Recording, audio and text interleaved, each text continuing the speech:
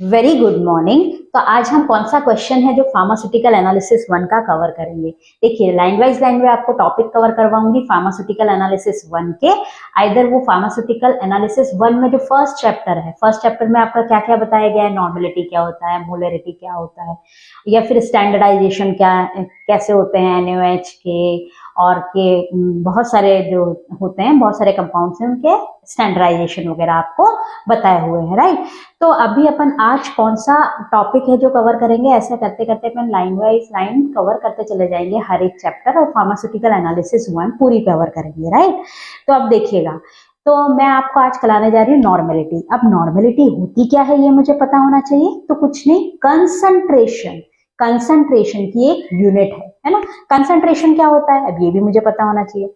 यानी मान लीजिए कि मुझे NaOH का सोल्यूशन बनाना है, सोडियम हाइड्रोक्साइड। आपने प्रैक्टिकल लैब में सोडियम हाइड्रोक्साइड देखा होगा, राइट। क्या होते हैं, छोटे छोटे पैलेट्स होते हैं, उनको वाटर में डिसॉल्व करके, या जिस सॉल्वेंट में हमको डिसॉल्व करना है उसमें डिसॉल्व करके हम सॉल्यूशन बना लेते हैं, राइट। तो क्या होता है, इस सॉल्यूट की इस वाटर में, है ना, मान लीजिए अपना ये NaOH है, ये NaOH के पैलेट है इसमें, है ना। ये कितनी कंसंट्रेशन में है इस सॉल्वेंट में, इसी को तो बोला जाता है कंसंट्रेशन, ठीक है ना। यही मेजर करने के काम में आती है कि मतलब हमारा सॉल्यूट सॉल्यूट क्या हो गया, इसमें NaOH हो गया, सॉल्वेंट क्या हो गया इसमें, मान लो वाटर हो गया, ठीक है। तो सॉल्यूट की कितनी कंसंट्रेशन है ना, सॉल्यूट की कितनी अमाउंट है ना, इसको मेजर करने के लिए डिफरेंट डिफरेंट हम यूनिट्स यूज करते हैं, जैसे नॉर्मेलिटी, मोलरिटी। तो मोलरिटी मैंने कवर करवा दिया है, मॉलिक्यूलर वेट मैंने कवर करवा दिया है, और पावर पॉइंट स्लाइड पे मैंने आपका जो है छोटे छोटे टॉपिक्स और कवर करवाए, वो आप इक्विवेलेंट वेट है, जैसे इंपॉर्टेंट है, क्वेश्चन आ जाता है कभी, तो वो भी मैंने कवर करवाए हैं, ठीक है। और आप जरूर बताइए आपको पावर पॉइंट वाला स्लाइड अच्छा लगा या फिर आपको व्हाइट बोर्ड पढ़ना पढ़ना ज्यादा अच्छा लगता है, राइट। तो देखिएगा, नॉर्मेलिटी में हम लाइन वाइज लाइन देखेंगे कि इसको क्या बोलते हैं, है ना। तो आपको पूरा, जब एग्जाम पर्पस में आप नॉर्मेलिटी की डेफिनेशन लिखेंगे तो आपको पूरी क्लियर होगी। तो ये मैं आपको पूरा पावर पॉइंट से समझाऊंगी, और थोड़ी कुछ चीजें आपको व्हाइट बोर्ड पे एक्सप्लेन करिए। तो चलिए चलिए अपना पावर पॉइंट शुरू करते हैं। आप लाइन वाइज लाइन एक एक वीडियो एक एक पॉइंट समझिएगा, आपको नॉर्मेलिटी पूरी क्लियर हो जाएगी। चलिए तो देखते हैं। तो चलिए देखिए, आज हम क्या कवर करेंगे, डिफाइन नॉर्मेलिटी। तो डिफाइन नॉर्मेलिटी के लिए क्या होता है, नॉर्मेलिटी को किससे डिनोट करते हैं, कैपिटल एन से, ठीक है। और नॉर्मेलिटी का मतलब होता है कितने ग्राम इक्विवेलेंट, कितने ग्राम इक्विवेलेंट का मतलब समझिएगा। मान लीजिए अपना एक बीकर है, राइट। इसमें अपन ने कितने, 1 लीटर पानी भर दिया, राइट। 1 लीटर अपन ने वाटर ले लिया इसमें। तो अब 1 लीटर जब इसमें अपन ने वाटर ले लिया, तो इसमें कितने ग्राम इक्विवेलेंट अपना NaOH है, ठीक है। कितने ग्राम इक्विवेलेंट है ना, मान लीजिए नंबर ऑफ ग्राम इक्विवेलेंट किसके, सॉल्यूट के, यानी NaOH का कितना इक्विवेलेंट है, डिवाइडेड बाय इसमें कितने वाटर लिया हुआ है हमने, राइट। कितना वाटर लिया हुआ है, इन दोनों का रेशियो को हम बोलते हैं नॉर्मेलिटी। अभी मैं आपको सब समझाऊंगी कि नंबर ऑफ ग्राम इक्विवेलेंट क्या होता है। अभी इतना सा समझ लीजिए, ग्राम इक्विवेलेंट का मतलब ग्राम समझ लीजिए, एक तरीके से ग्राम की एक वैल्यू है, कुल मिला के कितना ग्राम जो है अपना NaOH जो है इस वाटर में डिसॉल्व है। कितने वाटर में डिसॉल्व है, 1 लीटर। 1 लीटर मतलब कितना वाटर, 1000 ml। ये भी याद रखिएगा, आराम से समझिए धीरे धीरे। अब देखिए डेफिनेशन में यहाँ लिखा हुआ है, number of gram equivalent to solute that is present in 1 litre solution. यही मैं आपको बता रही हूँ, ठीक है। तो अब मैंने आपको बताया ये ऊपर क्या, ग्राम इक्विवेलेंट मतलब किसमें, ग्रामों में। इक्विवेलेंट वेट को किसमें शो किया हुआ है, ग्रामों में। अब आप बोलेंगे कि इक्विवेलेंट वेट क्या होता है, तो पहले आपको इक्विवेलेंट वेट समझना है, तो इसके जस्ट पहले वाला आप स्लाइड देखिए, तो आपको इक्विवेलेंट वेट क्लियर हो जाएगा। फिर आप ये देखेंगे तो आपको और अच्छे से समझ में आएगा। ऊपर ग्राम है, नीचे लीटर है। आप नेक्स्ट थर्ड पॉइंट आप क्या लिखेंगे, नॉर्मेलिटी की यूनिट क्या होगी, ग्राम पर लीटर, राइट। अब बताइए भाई, नंबर ऑफ ग्राम इक्विवेलेंट क्या होता है। तो नंबर ऑफ ग्राम इक्विवेलेंट होता है given mass upon equivalent mass. Given mass मतलब आप देखिएगा, मान लीजिए कि मुझे बनाना है, बहुत इजी सा फंडा है, मुझे बनाना है 1n NaOH का सॉल्यूशन। किसका सॉल्यूशन, NaOH का सॉल्यूशन, सोडियम हाइड्रोक्साइड का मान लो बनाना है, राइट। ये अपना NaOH हो गया, ठीक है। अब मुझे NaOH का सोल्यूशन बनाना है, यानी ये छोटे छोटे जो ब्लू कलर के हैं वो NaOH हैं अपने, ठीक है। तो मैं कितना तो NaOH लूं, है ना, कितना मैं NaOH लूं और 1 लीटर पानी में डिसॉल्व करूं, ठीक है ना। तो वही कितना लेना ही क्या होता है, गिवन मास, यानी कितना मैं लूं और उस 1 लीटर पानी में डिसॉल्व करूं, उसको तो क्या बोला इन्होंने, गिवन मास, यानी मास कौन सा, कि कितना मैं NaOH लूं, कितना सॉल्यूट लूं, right, divided by equivalent mass, ठीक है। अब इक्विवेलेंट मास होता क्या है, NaOH का इक्विवेलेंट मास होगा, ठीक है, किसका होगा, इक्विवेलेंट मास NaOH का। यहां लिखेंगे अपन सॉल्यूट, ठीक है, ये ध्यान रखिएगा, सॉल्यूट, और सॉल्यूट क्या है, NaOH। तो अब देखिएगा, मैं एंड में आपको समझा दूंगी कि इसकी कैलकुलेशंस में कैसे आप ये गिवन मास को पुट करते हैं या किस तरीके से इसको अपन एक्सप्लेन करते हैं। बट आप यहां समझिए, ये नंबर ऑफ ग्राम इक्विवेलेंट होता है given mass divided by equivalent mass. Equivalent mass भी किसका, सॉल्यूट का, गिवन मास भी किसका, सॉल्यूट का, ठीक है। सॉल्यूट क्या, NaOH, जो सॉलिड हमने डिसॉल्व किया है अपना लिक्विड में, राइट। तो आप इक्विवेलेंट मास को कैसे फाइंड आउट करते हैं, मॉलिक्यूलर वेट किसका, NaOH का, right, divided by valency factor. अब ये वैलेंसी फैक्टर क्या होता है, ये हमको पता करना है। तो देखिए जरा यहाँ लाइन से समझिए, यदि मैं इक्विवेलेंट मास या वेट निकाल लूं मॉलिक्यूलर वेट को डिवाइडेड करके वैलेंसी फैक्टर से, अभी मैं आपको बताती हूँ कि वैलेंसी फैक्टर क्या होता है, राइट। तो क्या होगा, मेरे पास क्या आ जाएगा, इक्विवेलेंट मास आ जाएगा। इस इक्विवेलेंट मास को यदि मैं इस वैल्यू में पुट कर दूं, थर्ड वाली में, है ना, तो मेरे पास क्या हो जाएगा, नंबर ऑफ ग्राम इक्विवेलेंट आ जाएंगे। और नंबर ऑफ ग्राम इक्विवेलेंट को यदि मैं यहाँ पुट कर दूंगी तो क्या आ जाएगी, मेरे पास नॉर्मेलिटी आ जाएगी, राइट। तो पहले तो अपन समझते हैं कि वैलेंसी फैक्टर कैसे डिटरमाइन करते हैं, है ना।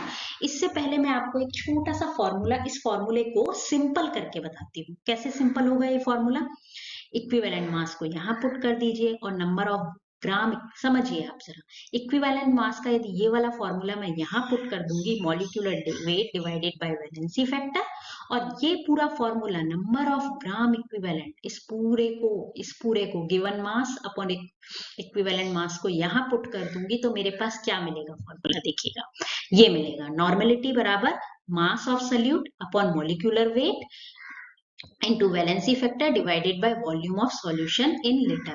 तो ये मुझे मिलेगा, ठीक है। तो अब बहुत सिंपल सा फंडा है, फॉर्मूले में आपको एक ही चीज समझ में नहीं आई होगी, वो है वैलेंसी फैक्टर। तो हम देखो नॉर्मल सॉल्यूशन किसका बनाएंगे, बेस का बनाएंगे या एसिड का बनाएंगे, ठीक है। तो वैलेंसी फैक्टर समझने के लिए पहले आप इस वीडियो से पहला वाला वीडियो जरूर देखिए, जो मैंने इक्विवेलेंट वेट पे बताया हुआ है, उसमें वैलेंसी फैक्टर कैसे निकालते हैं वो हर एक पॉइंट मैंने क्लियर किया हुआ है। बट यहाँ थोड़ा सा मैं बता देती हूँ, क्योंकि नॉर्मेलिटी के लिए वैलेंसी फैक्टर जरूरी होता है, राइट। तो देखिए यदि मैं बात करूं बेस की, किसकी, बेस की, NaOH क्या है, एक बेस है। तो बेस कितने OH दे सकता है, वो उसका वैलेंसी फैक्टर हो गया। NaOH कितने OH दे सकता है, एक है तो एक ही देगा भाई, तो इसका वैलेंसी फैक्टर क्या हो गया, एक हो गया। MgOH2 कितने दे सकता है, इसके पास 2 है तो 2 दे सकता है, तो इसका वैलेंसी फैक्टर क्या हो गया, 2 हो गया। ऐसे ही हम एसिड की बात करें, ठीक है, किसकी बात करें, एसिड की बात करें, तो HCl कितने H+ दे सकता है, 1 H+ दे सकता है, तो इसका वैलेंसी फैक्टर 1 हो गया, राइट। H2SO4 2 H+ दे सकता है, तो इसका वैलेंसी फैक्टर 2 हो गया। तो वैलेंसी फैक्टर क्या होता है, यदि बेस की बात करें जैसे NaOH, KOH, तो वो कितने OH- दे सकता है, वो नंबर उसका वैलेंसी फैक्टर। और यदि एसिड की बात करें तो वो कितना H+ दे सकता है, वो उसका वैलेंसी फैक्टर हो गया। तो आई होप आपको वैलेंसी फैक्टर समझ में आ गया होगा। अब मैं एक एग्जांपल से आपको पूरा फॉर्मूला क्लियर करती हूँ, राइट। तो देखिएगा जरा, यदि मान लीजिए मैंने NaOH लिए, ठीक है, ये मेरे NaOH है, ठीक है, इसको मैंने 1 लीटर सॉल्वेंट में यानी पानी में डिसॉल्व किया, है ना। NaOH को 1 लीटर सॉल्वेंट में डिसॉल्व करना है ना। एक क्वेश्चन आता है ना, मैं आपको एग्जांपल से, ये आपके पास फॉर्मूला आ गया, ये मैंने अभी पावर पॉइंट पे आपको बताया, इसको कैसे पुट करेंगे वो मैं आपको बता रही हूँ, ठीक है। नॉर्मेलिटी का फॉर्मूला मेरे पास क्या आया, mass of solute into valency factor upon MW यानी मॉलिक्यूलर वेट, किसका, सबका, सॉल्यूट की बात हो रही है सब जगह। सॉल्यूट क्या है अपना, NaOH सॉल्यूट है, यानी किसको हम डिसॉल्व कर रहे हैं, वाटर में, तो NaOH को तो डिसॉल्व कर रहे हैं, into volume of solution. Volume of solution, ठीक है, कितना है। तो आप देखिएगा, प्रिपेयर 1n सॉल्यूशन, यानी मुझे क्या बनाना है, 1 नॉर्मल सॉल्यूशन बनाना है, किसका, NaOH का। इसमें 1 लीटर सॉल्वेंट में, कुछ नहीं है, इस क्वेश्चन का मतलब समझिए आप। बीकर में मैंने 1 लीटर सॉल्वेंट ले लिया, यानी पानी ही ले लिया, और उसमें मुझे NaOH कितना डिसॉल्व करूं, कितना NaOH में डिसॉल्व करूं कि मेरे पास कितना सोल्यूशन बन जाए, 1 नॉर्मल सोल्यूशन बन जाए। दोबारा समझिए आप, यदि मान लीजिए मैं 1 लीटर पानी लेती हूं और उसमें कितना NaOH डालूं कि मेरे पास 1 नॉर्मल सोल्यूशन बन जाए, यानी NaOH का अमाउंट मुझे मालूम करना है ना, कि कितना NaOH डालूं। अब अमाउंट कहाँ है, ये देखिए, मास ऑफ सॉल्यूट, यानी किसका मास, कितना लूं मैं NaOH कितना लूं और 1 लीटर पानी में डालूं कि मेरा 1 नॉर्मल सोल्यूशन बन जाए। तो अब देखिए यहाँ पुट करते हैं अपन, कितना नॉर्मल बनाना है मुझे, 1 नॉर्मल बनाना है, राइट। मास ऑफ सॉल्यूट मुझे निकालना है। वैलेंसी फैक्टर, अब देखिए NaOH कितने OH दे सकता है, 1 OH दे सकता है, इसलिए वैलेंसी फैक्टर 1 आ गया, राइट। मॉलिक्यूलर वेट NaOH का क्या होता है, जरा फाइंड आउट कीजिए। सोडियम का एटॉमिक वेट बाय 22, ऑक्सीजन का 16 और इसका हाइड्रोजन का 1 एटॉमिक वेट, है ना। और ये एटॉमिक वेट कहां से मिलते हैं, पीरियोडिक टेबल से मिलते हैं, ठीक है। ये जो सोडियम, ऑक्सीजन, हाइड्रोजन के मैंने एटॉमिक वेट लिखे हैं, ये पीरियोडिक टेबल से मिलते हैं, राइट। तो इसका टोटल मॉलिक्यूल का वेट, एटम्स जब आपस में मिलते हैं तो क्या बनाते हैं, मॉलिक्यूल बनाते हैं। इसलिए मैं कह रही हूँ आप लाइन वाइज लाइन वीडियो को देखिए तो आपको ज्यादा समझ में आएगा। तो ये हो गया अपना 40, मॉलिक्यूलर वेट अपने पास क्या आ गया, 40। और कितने लीटर सॉल्यूशन में बनाना है, 1 लीटर, यहां 1 लिख दिया। तो आप बताइए मेरे पास मास कितना आ गया, 40 ग्राम, ठीक है। यानी 40 ग्राम NaOH को जब मैं dissolve in 1000 ml water, 1000 ml क्यों लिखा, 1 लीटर है, एक ही बात है, या 1 लीटर वाटर, 1 लीटर सॉल्वेंट में या वाटर में डिसॉल्व करूंगी। देखिए 40 ग्राम जो मास आया अपना, उसको जब 1 लीटर, 1000 ml से कंफ्यूज मत होइएगा, वही 1 लीटर है ये, 1 लीटर वाटर में जब डिसॉल्व करूंगी तो मेरा कितना नॉर्मल सॉल्यूशन बनेगा, 1 नॉर्मल सॉल्यूशन बनेगा। तो आपको अपने एग्जाम में क्या क्या लिखना है, तो देखिए किससे डिनोट करते हैं, इसकी यूनिट क्या है, फॉर्मूला क्या है, वैलेंसी फैक्टर क्या होता है, ये भी आपको लिखना चाहिए ताकि आपको अच्छे मार्क्स मिलेंगे। उसके बाद एक एग्जाम्पल, तो आपका पूरा एक क्वेश्चन कवर हो जाता है, क्या, डिफाइन नॉर्मेलिटी, राइट। तो ये देखिए आपको जो अभी एग्जाम्पल व्हाइट बोर्ड पे कराया वो पूरा यहाँ पे क्लियर हुआ है। 1n सॉल्यूशन बनाना है 1 लीटर में, तो ये आपका पूरा फॉर्मूला, ये फॉर्मूला आपका निकल के सामने आया जो मैंने आपको पहले ही बता दिया, और इसको पूरा फाइंड आउट किया। तो 40 grams dissolve in 1000 ml to form 1n solution, क्योंकि 1 ml का मतलब भी क्या होता है, 1000 ml का मतलब क्या होता है, 1 लीटर सॉल्यूशन। तो thank you so much for watching this video. I hope आपको नॉर्मेलिटी क्लियर हो गई होगी।